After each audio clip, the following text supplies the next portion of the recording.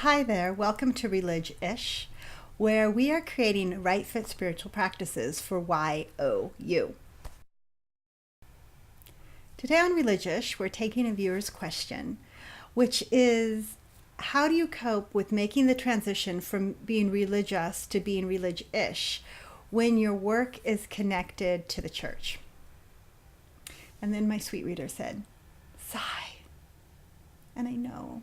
It's a sighable moment, because if you are going through a huge spiritual shift and you are connected with church or a parachurch ministry, you may or may not be able to stay in that place.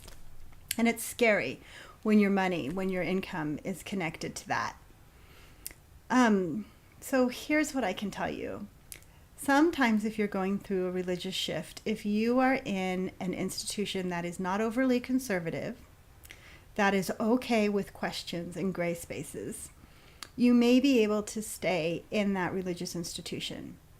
And one thing that you might be able to do is to shift your job description so that you are the pastor or the worship leader or whatever your role is, who specializes in people who are exploring faith for the first time or who are having serious questions about their faith. Like, you can be the question specialist, the exploration specialist. And because there are, I guarantee you, other people in your religious community who are also going through a shift, who also have questions, who also have gray areas. And they probably feel concerned that if they speak those out, that they might lose their belonging.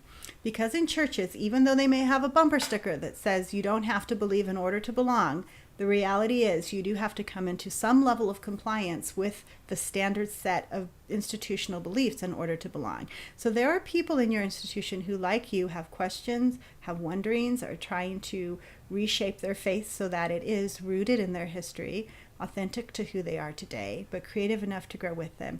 And perhaps you can get your institution to let you jigger your job description to pastor and shepherd and care for those people.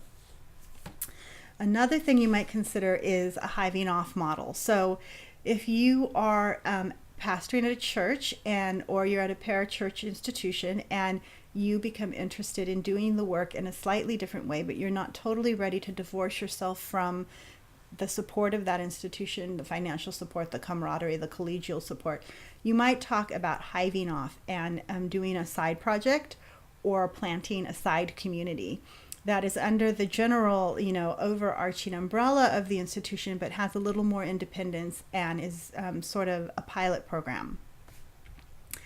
But the hard reality is that if your religious shift is significant enough, you probably will have to step away from the institution, because each group that forms, like it can only get so broad, right, before it lacks a center. So every institution can't be all things to all people, and it might be that you have to make a transition away from that. In which case, a life coach or a business coach might be very helpful to you to help you think about how to take your current set of skills and repackage them for a different kind of work or work in a different kind of institution. I know those are broad strokes and everybody's situation is very different, but I hope maybe that can help you think about ways to tweak your work so that you don't have to have a huge disruption within your community or within your finances, but you can still be really authentic to where you're at today in your journey. That is a hard place to be in. And even if none of the advice that I just gave you is helpful, I want you to know this. I hear you. I hear your story. I see you. I see your struggle. And I have hope for you that something good is about to get born. If you have further questions, I hope you'll contact me. I'd love to hear maybe some of your stories if you're in that situation, or if you've come out of the kind of situation where your work is in the religious world and you find your thought life and your heart life moving more into the Relig-ish world. And I'd be happy to share more of my story if that's what you guys are interested in. So talk to me in the comments. And until we meet again, I hope that you will get curious, trust your gut, and whatever you do, live from a place of love. Amen. Amen.